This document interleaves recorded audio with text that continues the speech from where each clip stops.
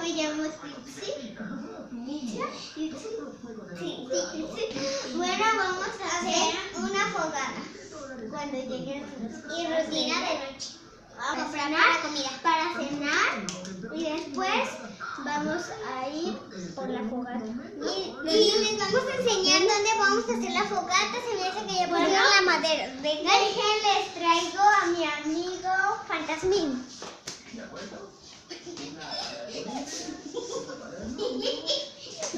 Oh no. ¿Dónde va a ser la fogata?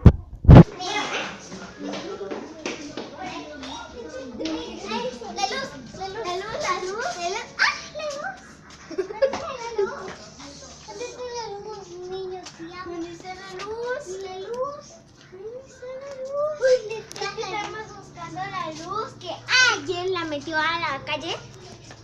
¿Quién? ¿Alguien?